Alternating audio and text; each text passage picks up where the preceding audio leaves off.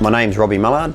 My company name is Mallard Contracting. I'm a Wadjuri Nunda man. I'm a Yamatji man from the Midwest Gascoyne. Mallard Contracting is a construction company, but also we do civil stuff too. We do plumbing, electrical, painting, refrigeration, anything in the construction side. We can do refurbs on buildings, houses, install new sheds. We actually set up whole mine camps from the ground up to the end product. A lot of racism in my life growing up, more about your colour of your skin really, so I got picked on both sides of the fence. So those days you got called all these names. I think it made me who I am today. I got no regrets of how I got brought up. We didn't think anything was different. You know, maybe on the clothesline you might have clothes hanging up and we might have a kangaroo hanging on the clothesline. I won a job in Jigalong. I was out there working in one of the communities, Kennewannerji it was. I was checking out the photos and this lady said to me, "Oh, I know you. I know your family. You're a Rhine." And my nana's a Rhine, so here's me out in the middle of nowhere, and this lady blew me away and speaks their culture language. I was 18 years old, and that's the day I realised that I don't have to be black to look black. And she blew me away, and it changed everything about who I was and what I was about. I'm an Aboriginal person and proud.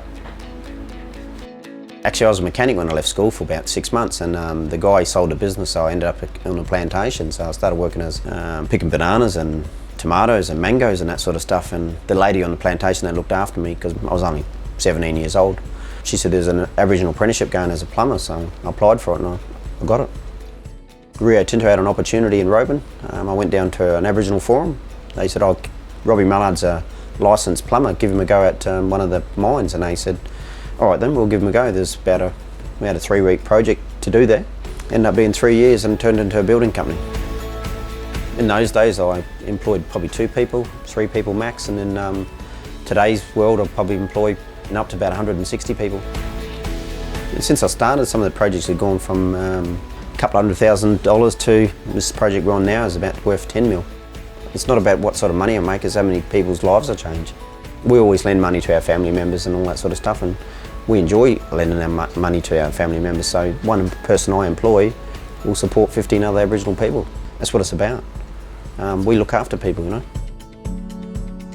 I did a lot of mine closures with the mining companies and had beds and TVs and fridges that were going to go to the tip, and I got approval to fill up 40 sea containers with 600 beds, 600 TVs, 600 fridges, all the light globes, and took them all to the communities and gave them to the communities. It was one of the happiest enjoyments of my life. Yeah.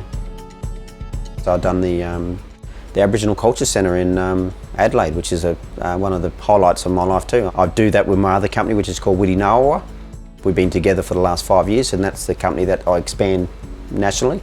Widi Nawa in my language is called Black Duck, and that was given to one of my elders that gave me that name. And since this year, in the last 6 months, we spent $1 million in Aboriginal businesses. I brought 7 Aboriginal businesses together to work under our banner to do the Aboriginal Culture Centre, which is amazing. I treat my business game as a boxing bag. You're going to get punched. You just got to weather the blows. There's plenty of hardships. You put the hard work in and you get the rewards. I don't believe in competition. I'm proud to see every Aboriginal business out there achieving their goals. People don't realise in the last 20 years, look how far Aboriginal businesses have grown. It's amazing, you know. In the last 50 years is when we just got rights. We've come a long way, and I think we've got a few hurdles to go through yet, but I think we're going to get there, you know.